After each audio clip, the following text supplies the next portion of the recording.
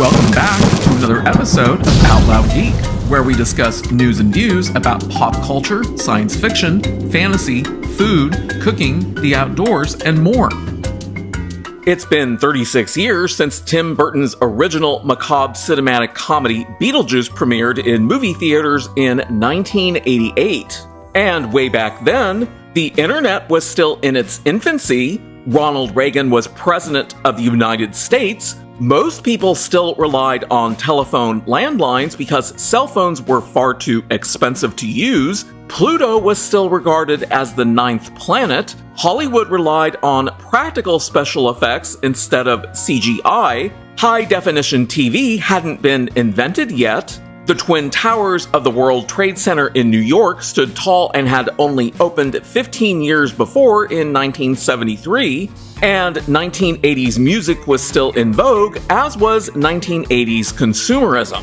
In other words, the world was a very different place when the original Beetlejuice premiered as compared with today. Thus, it's natural to assume that a sequel that's premiering 36 years after the original movie will likely have to rely very heavily on nostalgia in order to be a box office success. But that time difference could potentially be problematic, since none of the 18 to 34-year-old demographic, which is the one that's most likely to want to go to movie theaters, had even been born when the original movie had premiered. Last year, this was likely one of the same contributing factors that invariably led to the failure of 2023's massive flop, Indiana Jones and the Dildo of Destruction, as I had talked about in a video that I had released at the time. But will 2024's Beetlejuice have the same problem? But before proceeding, I'd like to ask everyone to please like this video, please leave a comment, please subscribe to support this channel, and please press the bell to receive notifications. Thanks! When the original Beetlejuice was released in 1988, the movie had a $15 million production budget, and it earned $75.1 million in theaters worldwide, which was very good at the time and would also be today as a low-budget movie. But that movie also had a 99.2% domestic share because internationally, it was only released in a handful of countries outside of the US, where it earned very little money. Consequently, it's very difficult to say how many people living outside of the US are going to be interested in watching Beetlejuice if they're not that familiar with the original 1988 movie. And if Beetlejuice doesn't perform all that well internationally, it could become far more difficult for the movie to make bank.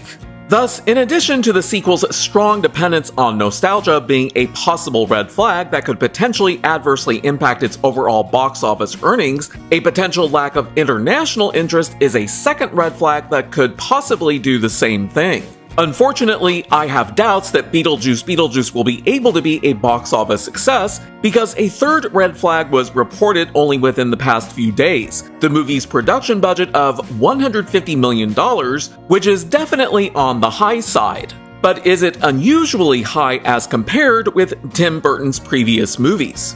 Since 1985, Tim Burton has produced and/or directed around 26 big-screen motion pictures. And of those, their production budgets have ranged from a low of $7 million to a high of $200 million without taking inflation into account. So the $150 million production budget for Beetlejuice is not his most expensive movie, which remains 2010's Alice in Wonderland, which had the $200 million production budget. His least costly movie remains 1985's Pee-wee's Big Adventure, which is the movie that had the $7 million production budget. But the overall average production budget for all 26 of his movies is $76.4 million, with a standard deviation of $57.7 million.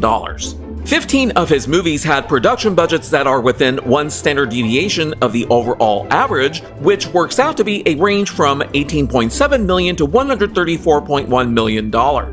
So Beetlejuice joins 5 of his previous movies that have production budgets that were more than $134.1 million, and 2 of them were box office successes. 2005's Charlie and the Chocolate Factory, which starred Johnny Depp, and 2010's Alice in Wonderland, which also starred Johnny Depp. But the other 3 of those 5 movies failed to break even at the box office. 2012's Dark Shadows, which starred Johnny Depp, 2016's sequel Alice Through the Looking Glass, which also starred Johnny Depp, and 2019's Dumbo, which starred Colin Farrell and Michael Keaton. So 60% of Tim Burton's big-budget movies have flopped, while 40% have made bank. And that higher likelihood of his big-budget movies flopping becomes a fourth red flag in regards to the potential box office earnings of Beetlejuice.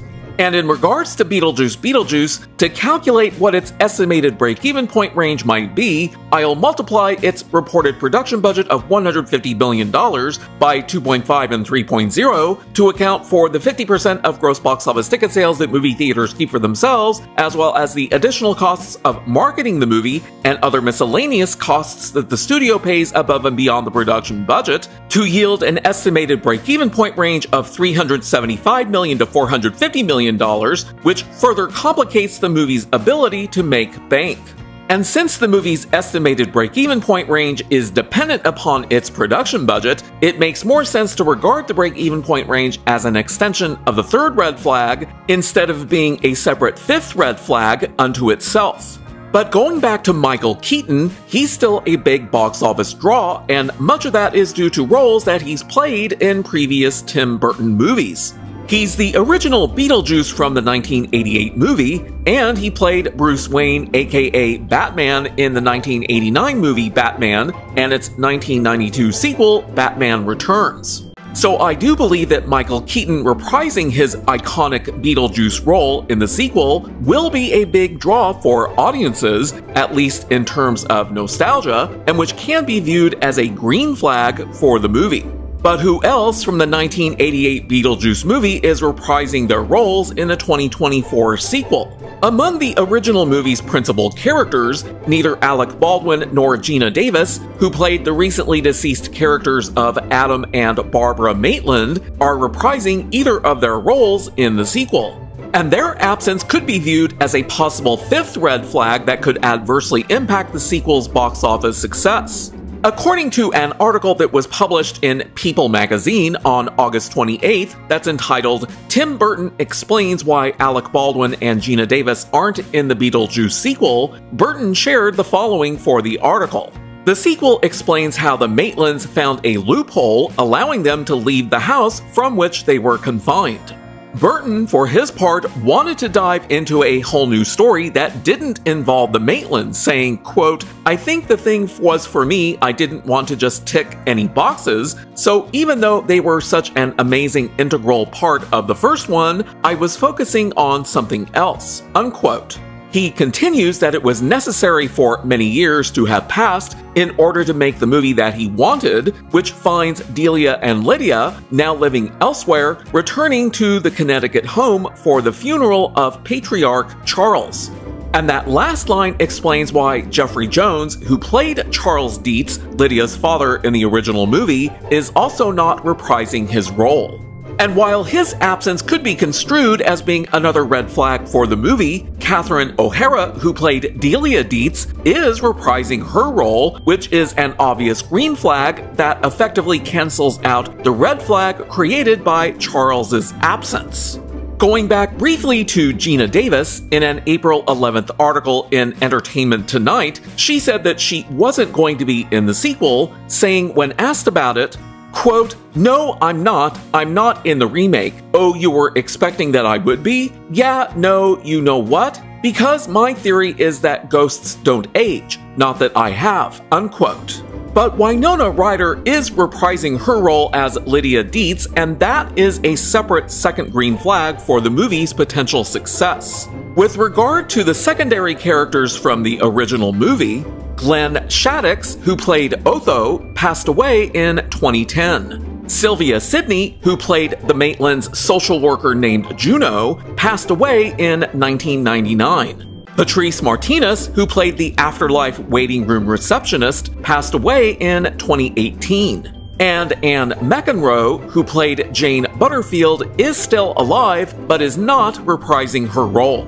So with only 3 of the original movie's principal characters returning, while none of the secondary characters are, Burton is introducing a lot of new characters in the sequel, with the biggest of these being played by actress Jenna Ortega, who is playing Lydia's daughter named Astrid. Some of the other new characters include Rory, as played by Justin Theroux, Wolf Jackson, as played by Willem Dafoe, Dolores, as played by Monica Bellucci, Jeremy, as played by Arthur Conti, Danny DeVito plays a janitor, and actress Amy Nuttall plays a character named Jane Butterfield, but I don't know whether that's the same Jane Butterfield character from the original movie or possibly her daughter. But before proceeding to examine the movie's predicted and projected box office earnings, let's do a quick review of the identified red and green flags. For the 5 red flags, we have the following. Number 1, strong dependence on nostalgia. Number 2, potential lack of international interest. Number 3, a $150 million production budget leading to an estimated break-even point range of $375 million to $450 million. Number 4, Tim Burton's historic 60% failure rate with his big-budget movies as compared with his 40% success rate. And finally, number 5, the absence of Alec Baldwin and Geena Davis as the Maitlands, which may increase the impact of the first red flag. For the 2 green flags, we have the following. The return of Michael Keaton reprising his role as the iconic character of Beetlejuice, and the return of Winona Ryder reprising her role as Lydia Deetz. And both of these green flags may lessen some of the negative aspects of the first red flag. But the return of Catherine O'Hara as Delia Deetz not only cancels out the absence of Jeffrey Jones, who played Charles Deetz, it could also slightly lessen the negative aspects of the first red flag. Now, as for opening weekend box office predictions, Box Office Pro released predictions for the movie's domestic opening weekend box office of $115 million to $145 million on September 4th. However, both The Hollywood Reporter and Deadline aren't as optimistic as Box Office Pro, as they are only predicting a possible domestic opening weekend box office for the movie of around $100 million to $110 million. But Deadline is also predicting $35 million in international opening weekend box office for a potential global gross opening weekend total of $145 million, which matches the upper end of Box Office Pro's predicted range. And what's most interesting about their $35 million predicted international box office for this weekend is that it's considerably smaller than their domestic predicted opening weekend box office. And that goes along with my earlier stated concerns that the movie may not be able to attract a particularly large international audience, which I set as my second red flag for the movie. So between these various predictions, I'm going to base my projections for Beetlejuice on Deadline's predictions instead of Box Office Pro. So using a range of possible average weekly drops from 30 to 40%, and the midpoint of Deadline's predicted opening weekend box office, which comes out to $105 million, I can project that the final domestic box office for the movie may range from $262.5 million at the low end, $299.9 million at the mid-range, and $349.4 million at the upper end. And that range comes close, but ultimately falls short of the movie's estimated break-even point range of $375 million to $450 million. Now, since Deadline is predicting that the movie may earn $35 million internationally this weekend, that would create a possible domestic share of around 84.18%, which is rather high, but remains consistent with my earlier concerns that the movie may not be able to draw much of an international audience, as I set as my second red flag. And using that possible domestic share, I can project that the final global gross box office for the movie may range from $311.8 million at the low end, $356.2 million at the mid-range, and $415.1 million at the upper end. And unfortunately for the movie, most of that projected range falls short of the movie's estimated break-even point range of $375 million to $450 million, and only partially exceeds its lower end of $375 million.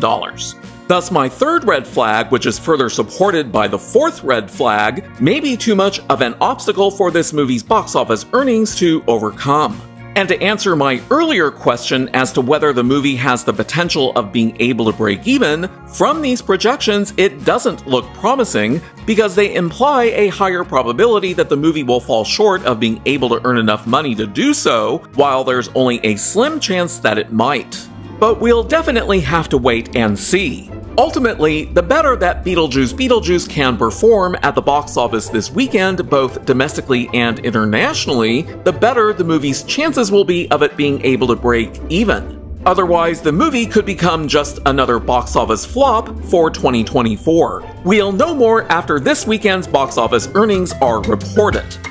Thanks for watching today, and a huge thanks to everyone who has subscribed to our channel. We appreciate your support. If you enjoyed this video, please press the like button, and please feel free to share a comment. If you'd like to help support this channel, please press the red subscribe button, and please press the bell to receive notifications for new content. You can also find us on Facebook, Instagram, Threads, and Twitter by clicking on the links in the description. Until next time, this is Out Loud Geek.